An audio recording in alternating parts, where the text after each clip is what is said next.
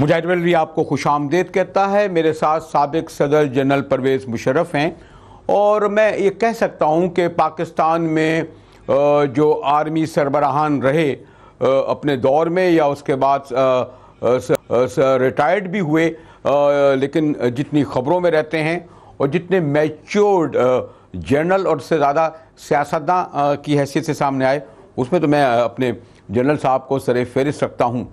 गुफ्तगू तो हम इंडिया के हवाले से करना चाह रहे थे कि कितनी बड़ी यलगार वो हमारी तरफ कर रहे हैं, लेकिन वतन अजीज़ में भी जो कुछ हो रहा है उस हवाले से भी मेरे ख्याल में आप लोग चाहते होंगे कि मैं साबिक सदर जनरल परवेज़ मुशर्रफ से मालूम करूँ, ख़ास तौर पर 2 नवंबर, फिर ये जो अंग्रेज़ी अखबार की लीक हुई है ये भी, फिर जो नवाज शरीफ साहब को कहा जाता है जी सेक्रेटरीट, और हाँ जनरल साहब के मुस्तकबिल के अज़ाइम पर भी कुछ गुफ्तगू की जाए। लेकिन मैं जैसे जनरल साहब एक बार फिर सारी नज़रें हमारे पाकिस्तान में लोग डिस्कस कर रहे हैं कि 2 नवंबर को क्या होने जा रहा है, और आपको इल्म है कि जो मई 2014 का जो धरना तहरीक इंसाफ का था वो कई महीने चलने के बाद जिस तरह अख्ताम पजीर हुआ, लोग बड़े मायूस हुए। अब फिर उन्होंने तवक्कात बांध ली हैं और उसका सबब यकीनन ये है कि वो मौजूदा हुकूमत से खुश नहीं है, इसलिए खान साहब की सोलो फ्लाइट भी इस वक्त तो बड़े ज़ोरों में चल रही है। आप किस तरह देखते हैं मुशर्रफ साहब इसको? जी हाँ, ये मैं देख रहा हूँ, ज़ाहिर टेलीविज़न पे देख रहा हूँ और ख़बरों में पढ़ रहा हूँ।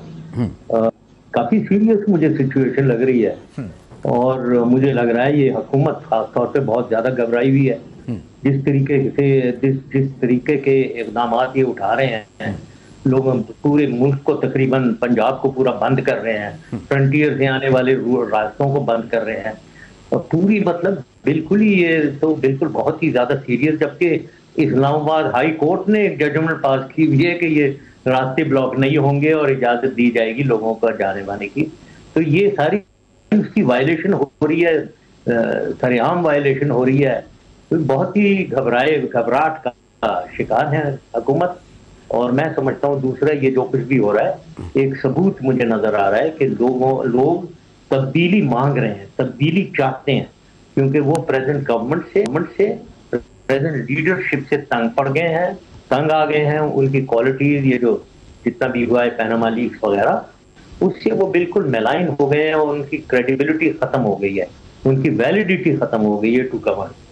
लेकिन सर साहब ये समझा जाता है जनरल साहब के 2 सबब, पिछली बार भी धरना बहुत बड़ा था। एक सबब वो इसलिए कामयाब नहीं हो सके कि बाद में आपने देखा होगा कि पीपल्स पार्टी और मौलाना तमाम पार्टियां, बल्कि पार्लियामेंट एक तरफ उनके साथ खड़ी हो गई।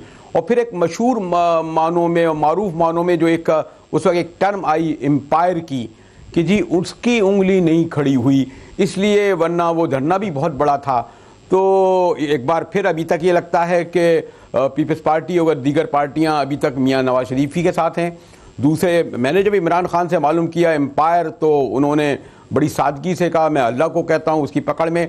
लेकिन लोग यही समझते हैं कि एम्पायर का मतलब आप जनरल साहब समझते होंगे आप पारा पिंडी। तो इस वक्त क्या सूरत हाल है? यानी अगर तमाम पॉलिटिकल फोर्सेज नवाज शरीफ के साथ हो जाएं खड़ी, तब भी 2 नवंबर को कि कोई बड़ी तब्दीली आ सकती है, और दूसरे यकीनन एम्पायर।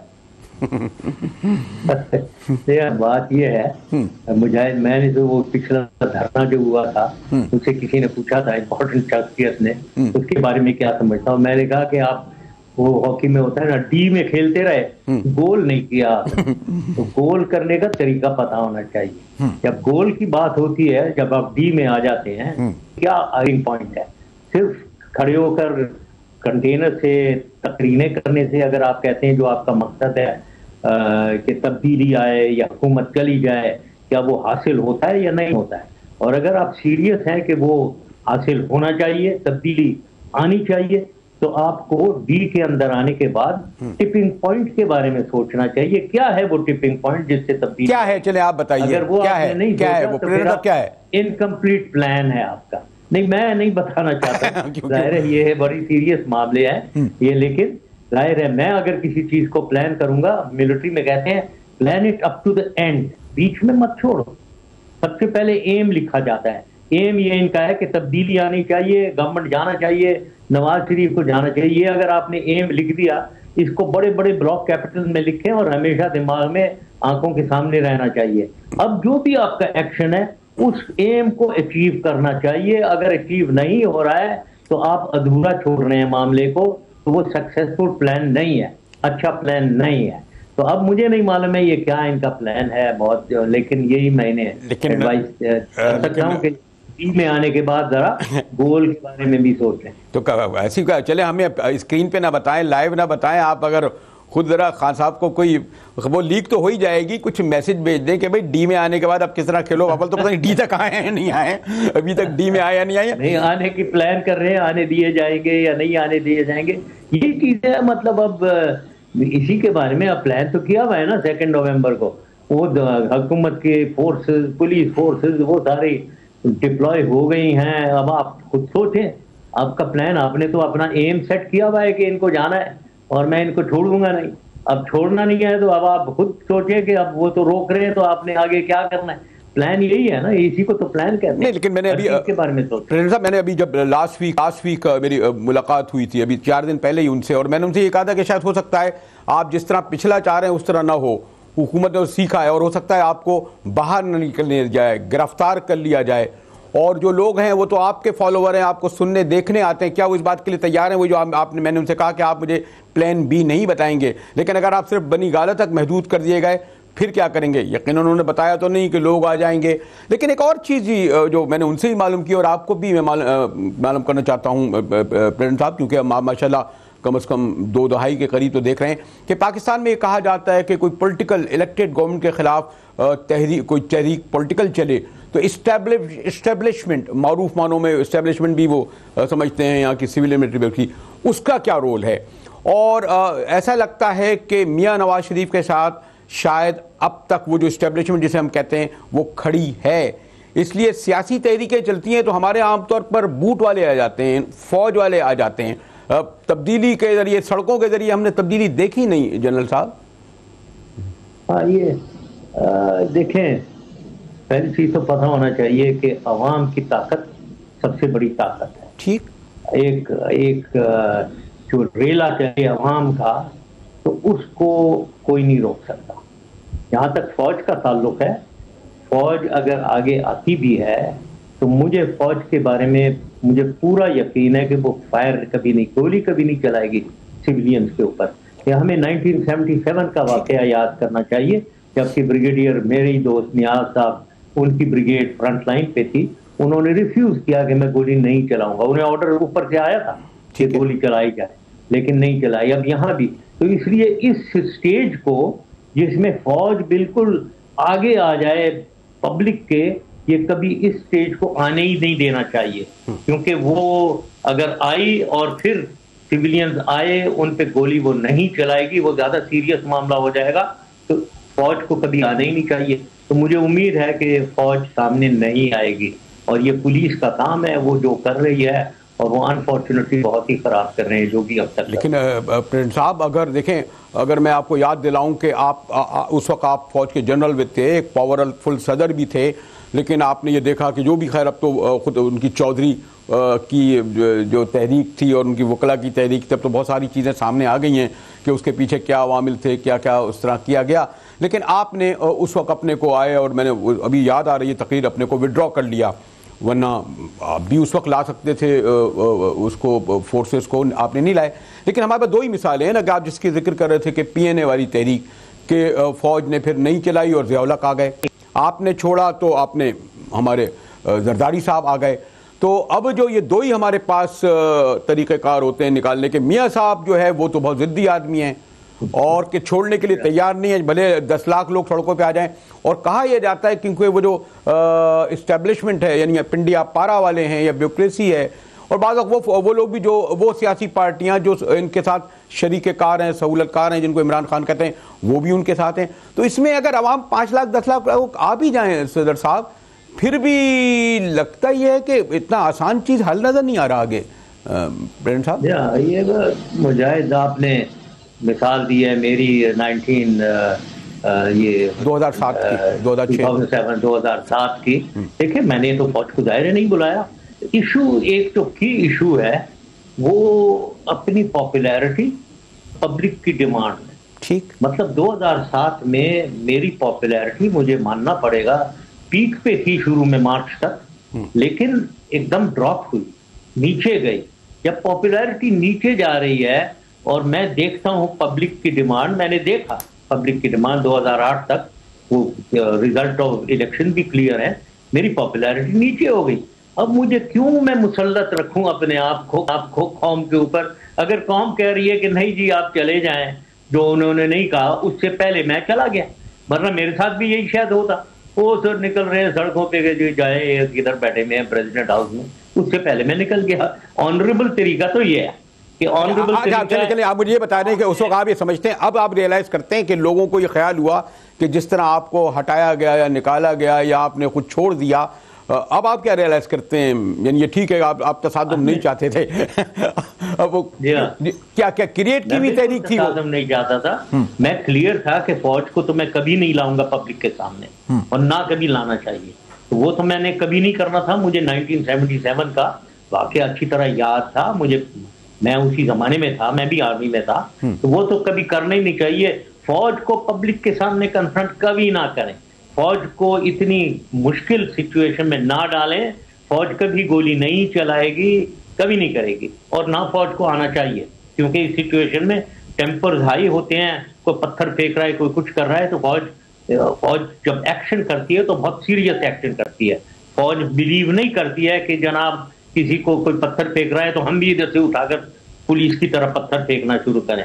हमारे ऊपर पत्थर कोई फेंकेगा तो एक्शन बहुत सख्त होगा, तो ये उस सिचुएशन में आना ही नहीं चाहिए ना। मैंने जहां तक आप मेरा ताल्लुक है, वो जाहिर है मैंने देखा कि मेरी पॉपुलैरिटी डाउन है तो मैं छोड़ के चला गया।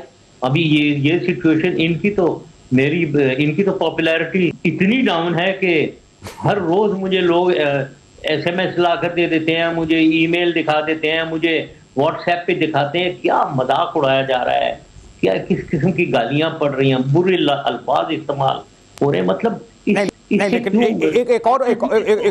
एक और अगर मैं आपसे पूछ लूं, बहुत क्विक, इसमें मैं डिटेल में नहीं जाऊंगा, जरा मैं आगे जाना चाहता हूं। कुछ लोगों ने ये कहा था कि PNA की तहरीक में भी, पीपल्स पार्टी या भुट्टो बाद में कहते थे कि जनाब बड़ा अमेरिकन पैसा आया था, बड़ा लोगों को बनाया गया था। वकला तहरीक के बारे में कहा जाता है कि जनाब वो जिस तरीके से तमाम उमड़ आए, अब तो अगर वो इतनी पॉपुलर होते इफ्तिखार चौधरी, तो आप समझते हैं कि उस वकला तहरीक में भी और उस वक्त की तहरीक में भी कोई ना कोई तो अवामिल या अनासिर ऐसे थे, खुफिया हैंड, हिडन हैंड? जी हाँ सही, हिडन हैंड, लेकिन मेरा कोई यकीन ये नहीं है कि बाहर से पैसा आया होगा। I don't think. बाहर में मैं बहुत पॉपुलर आदमी था, देखें इंटरनेशनली मैं बहुत पॉपुलर था।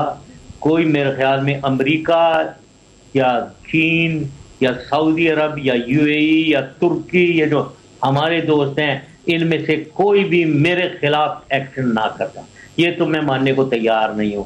अब सवाल है कि अंदरूनी तौर पे पैसा यस लगाया गया है, पॉलिटिसाइज उसे किया गया सिलसिले को, और उससे मेरी पॉपुलैरिटी, मैं समझ रहा था कि वो सुप्रीम जुडिशियल काउंसिल अपना एक्शन करे और वो देख ले, जो मैंने आगे रेफरेंस भेजा हुआ है प्राइम मिनिस्टर के साथ जो आया था, और सजा दे उनको जी, वो चीफ जस्टिस को। वो नहीं दी उन्होंने, गड़बड़ हुई, मुझे जाना पड़ गया। लेकिन मुझे एक बात के फख्र है कि जो कुछ भी मैं कर रहा था, जो कुछ भी मैं कह रहा था, वो सारा सच प्रूव हो गया।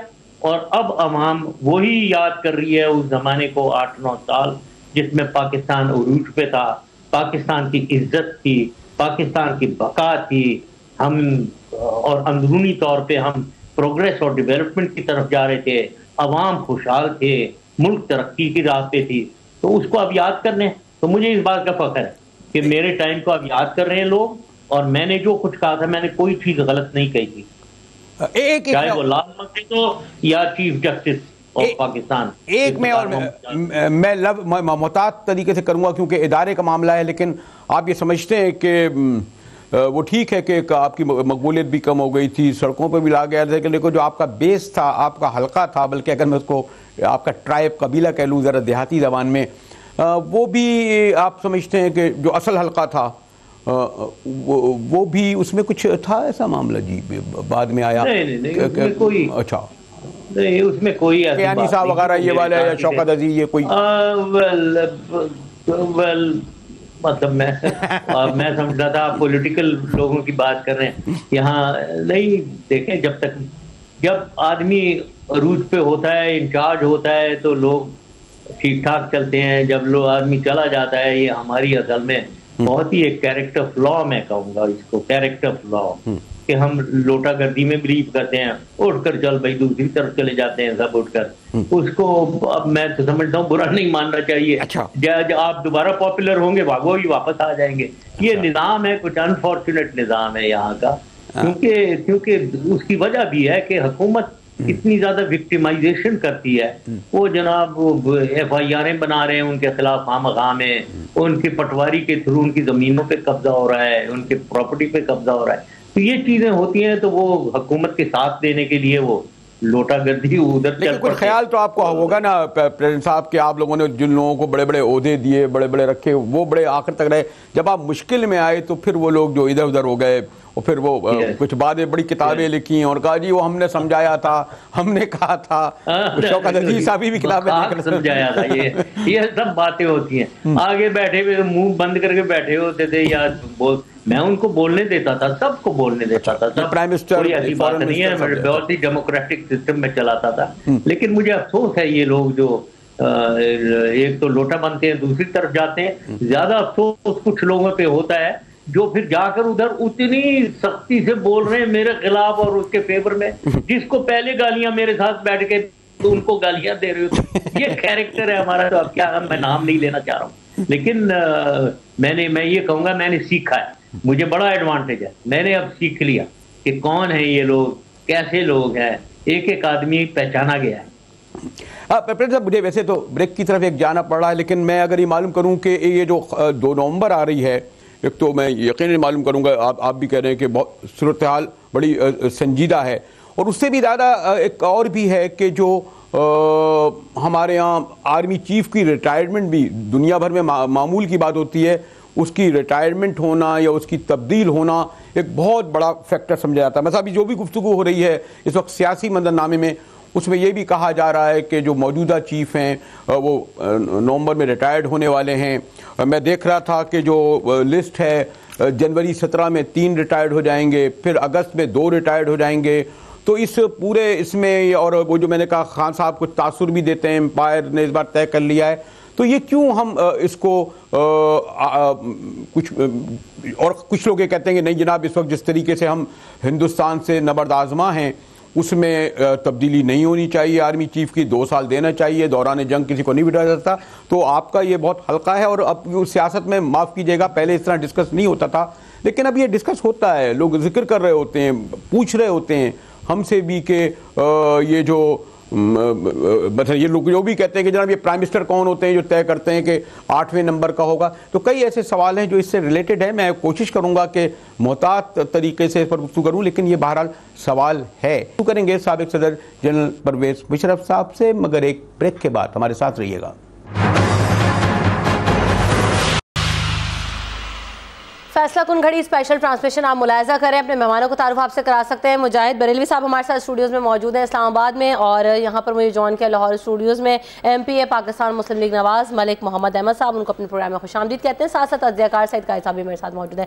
मलिक साहब, हमने देखा कि जो सूरत हाल है, सड़कों पर शेलिंग हो रही है, ख़वातीन की गिरफ्तारियाँ भी हो रही हैं, और कई कारकुनान हमने देखा सवाबी में मोटरवे पर वो बेहोश भी हो गए हैं। तो ये जो मज़ाहमत का सिलसिला है उससे तो सूरत हाल और ख़राब हो रही है। क्या स्ट्रैटेजी आप लोगों ने प्लान किया? नहीं, देखें, ये तो बड़ा उनका प्रोक्लेम्ड एक स्टांस था कि हम इस्लामाबाद को लॉकडाउन करने जा रहे हैं। No once locking down is there on the cards, तो फिर उसको रोकने के लिए गवर्नमेंट ने अपनी फोर्स यूज़ की है। किसी सूरत भी इस्लामाबाद को लॉकडाउन नहीं करने दिया जाएगा, और जो लोग इस लॉकडाउन के प्रोसेस में शामिल होंगे, वो एक्टिविस्ट हैं, पार्टी वर्कर्स हैं, वो जो लोग भी हैं, वो उनको बिल्कुल डेफिनेटली रोका जाएगा। सही। अच्छा, हमारे साथ यास्मीन राशिद साहिबा भी मौजूद हैं, क्योंकि हमारे पास अहम खबर ये आ रही है कि यास्मीन साहिबा के घर पे रेड हुई है लाहौर में। यास्मीन साहिबा, आप इस वक्त कहाँ पर हैं और क्या इतलात हैं आपके पास? घर पे रेड हुई है, आपके खातूनों की भी गिरफ्तारियां हुई हैं आज? देखिए जी, जहाँ तक मैं कहा हूँ, मैं GT रोड पे हूँ और इंशाल्लाह बहुत जल्द मैं इस्लामाबाद पहुँच जाऊँगी। जी बिल्कुल, मेरे घर पे रेड हुई और मुझे बड़ा अफसोस होता है। एक तरफ राना सनाउल्लाह साहब कहते हैं जी हम इनको कुछ नहीं कहते, और किसी के घर पे कोई नहीं गया। अभी 8 घंटे पहले मेरे घर पे पुलिस आई और उन्होंने इंसिस्ट किया मेरे मियाँ को कि वो उनके साथ थाने चले। मेरे मियाँ ने कहा भाई क्या बात है? थाने किस लिए मैं जाऊं? और सबसे बड़ी बात है, जिनके पीछे आप आए वो तो चली गई, शीज गॉन टू इस्लामाबाद। और वो मतलब ये कि उन्होंने कहा कि नहीं जी आपको चलना पड़ेगा वहाँ थाने, और जब तो इस तरह की हैरेसमेंट जो है वो क्या दैट शुड बी डन। और मुझे समझ नहीं आती कि एक तरफ आप कुछ और बोलते हैं और दूसरी तरफ आके आप वही अपनी बात जो है you not practising what you are preaching all around at the moment. ठीक है, मालिक मोहम्मद साहब आप क्या कहेंगे कि खवातीन जो हैं उनके घरों तक पे जाके वो रेड्स हो रही हैं, खवातीन की गिरफ्तारियां हो रही हैं? इससे पहले तो हमने तारीख में ये सूरत हाल नहीं देखी, इतनी बदतरीन सूरत हाल। एब्सोल्यूट रिस्ट्रेंट है, कुछ ऐसा नहीं है। अगर किसी जगह पर पुलिस ने कोई ऐसी हैंडलिंग की है जिसमें खवातीन की बात हो तो वो सामने आ जाएगा, लेकिन as far as this is concern कि सामने तो आ चुका है ना? नहीं, सामने जो बात जो एज अ फैक्ट है सामने वो ये है कि जो हरेसमेंट इस बात पर फैली कि इस्लामाबाद को लॉकडाउन कर दिया जाएगा, पूरे मुल्क को इस सोच के जरिए यरगमाल कर लिया गया। अब उसको रोकना, स्टेट रिट को इन्फोर्स करना गवर्नमेंट की जिम्मेदारी है। Anybody who is participant into this, जो लोग भी इस लॉकडाउन के प्रोसेस में जाएंगे गवर्नमेंट उनको रोकेगी। अब उनको पहले इस बात पे क्लियरली मैसेजिंग की गई है, बताया गया है कि आप इस प्रोसेस में जब जाएंगे इस्लामाबाद को लॉकडाउन करना अनकॉन्स्टिट्यूशनल है, अनकॉल्ड फॉर है, उसकी कोई लीगल मॉरल अथॉरिटी नहीं है to locking down the capital of the country. ये कैसी पॉलिटिक्स का जो अभी ये जो नया सिलसिला शुरू हो गया है कि आप अगर आपके पास सैंक्टिटी ऑफ वोट है तो उसके जरिए आप उसी राइट के तहत केपी में गवर्नमेंट कर रहे हैं जिस राइट के तहत मियां नवाज शरीफ वफाक में हुकूमत कर रहे हैं। तो आप बार बार हर साल के बाद एक बलवाइयों का जत्था लेकर हमलावर हो जाते हैं और पूरे शहर को जाके उसका निज़ाम जिंदगी, उसके स्कूल्स, हॉस्पिटल्स, कॉलेजेस, हर चीज को दरम भरम कर देते हैं। टाइम बहुत शॉर्ट। मुजाहिद बरेलवी साहब आपको क्या लग रहा है कि ये जमहूरियत है कि खवातीन के घरों तक पे रेड्स हो रही हैं, खवातीन गिरफ्तार हो रही हैं, ऐसा आपने पहले कभी देखा? Your final comments please.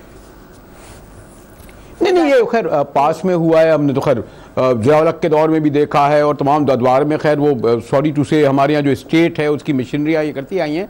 और अगर ये हमारी यास्मीन बहन के घर पे इस तरह करा गया तो बहुत आती है। लेकिन मैं मलिक साहब से ये ज़रूर कहूँगा कि इस वक्त आप डेमोक्रेट हैं, आपकी जिम्मेदारी ज़्यादा होती है। यकीनन इस्लाम खान साहब ने ये जो इस्लामाबाद बंद का नारा लगाया था उससे एक इब्हाम पैदा हुआ और ऐसा लगा और मैंने देखा कि उसमें एक रद्देमल आया दुकानदारों का, ताजरों का, और शायद फिर उसने उनको तब्दील भी करा इस्लामाबाद बंद को। और शायद वजाहत मजीद कर देनी चाहिए कि जैसे कुछ शहर को बंद कर रहे हैं, इसलिए मैं खाने पैनिकी होकर ये ज़्यादा रिएक्शन आया स्टेट की तरफ से। अच्छा कायद साहब आप क्या समझते हैं, रिएक्शन जो है स्टेट की तरफ से ज्यादा आया है और उनकी जिम्मेदारी भी ज्यादा थी सूरत हाल को कंट्रोल करना? मेरे ख्याल में इन्होंने मैग्नीफाई कर दिया है, जितना बड़ा नजर नहीं आना था जितना बड़ा अब नजर आया है। लेकिन एक अफसोसनाक अमर ये है कि आपने जो KPK से लोग आ रहे हैं उन्हें क्यों रोक रहे हैं, ये भी तो गलत है ना। आपने क्या कोई उनका मुआसरा कर लिया, उन पर हमला कर दिया और फिर जिस तरीके से आप फेंक रहे हैं उन पर आंसू गैस इनडिस्क्रिमिनेटली उधर फेंक रहे हैं। इससे पहले और भी अमवात हो चुकी हैं, हादसे हो चुके हैं, इससे रोकने मेरे ख्याल में किसी और बेहतर तरीके से हैंडल करना था। और इस प्रीटेक्स्ट पे कि उन्होंने लॉकडाउन कर देना था, कितना लॉकडाउन, कितने बंदे ले, जितने भी ले आते, अव्वल तो उनका आर्ग्यूमेंट चेंज हो गया। बाद में वो कहते हैं जी हम अगर 10 लाख आदमी लाएंगे तो ज़ाहिर लॉकडाउन 10 अप्रैल 1986 को लॉकडाउन हो गया था, लाहौर बेनजीर ले आई थी यहाँ पे 10-15 लाख आदमी, तो अगर वो ले जाते तो लॉकडाउन हो जाता। दिस प्रीटेक्स्ट आप मेरे ख्याल में एक तो लोग जो बेगुनाह गिरफ्तार हो रहे हैं, अभी मैंने उसकी खोखर साहब की, करामत खोखर की बात की, उनको ले गए। फिर एक लड़का जिसका ताल्लुक ही नहीं था, खालिद खान उसका नाम है, और वो हमारे जुबैर अकरम बेचारा, उसका हमारा भी दामाद ही समझे वो बच्चा, और उसका पॉलिटिकल नहीं है, और वो दिखा रहे हैं कि जनाब इसके ये शनाख्ती कार्ड देख लें, मगर वो मुझे नहीं पता अभी तक। मलिक मोहम्मद साहब लॉकडाउन से पहले ही हुकूमत ने क्रैक डाउन कर दिया, आप क्या कहना चाहेंगे? Your final comments please. My take on this is very clear. Nobody should be allowed to erode the sanctity of the state. ये लॉकडाउन की टर्म पॉलिटिकल डिक्शनरी में ये नई इस्तिलाह है। ये इमरान खान साहब ने रायविंड के जलसे में खड़े होकर इतने बड़े मजमे के साथ जो वो क्लेम करते थे कि इन मिलियंस है, उसमें उन्होंने कहा कि हम इस्लामाबाद को लॉकडाउन कर देंगे and this locking down is not acceptable to the government. और जो इनके पॉलिटिकल एक्टिविस्ट हैं और इस शैम आइडिया को फॉलो करने के लिए निकलेंगे, गवर्नमेंट ऑफ पाकिस्तान अपनी रिट को इन्फोर्स करेगी और जो लोग इस क्राइम के पार्टनर्स हैं they will be taken to the task on a very serious note. चलिए अब देख रहे हैं कि 2 नवंबर को क्या होता है। उससे पहले काफिले जो पहुंच रहे हैं वहां पे सख्त मज़ाहमत का हमें सामना करना पड़ा है। मेरे साथ मौजूद थे मलिक मोहम्मद अहमद साहब, आपने हमें वक्त दिया, आपका बहुत शुक्रिया। सईद कायद साहब भी मौजूद थे, मुजाहिद बरेलवी साहब भी मौजूद थे। ट्रांसमिशन का सिलसिला जारी रहेगा, यहाँ ब्रेक का है और हेडलाइंस का टाइम हुआ, जिसके बाद आपको नसीम ज़ाहरा साहब ज्वाइन करेंगी इसी स्टूडियोज में। Stay tuned with us.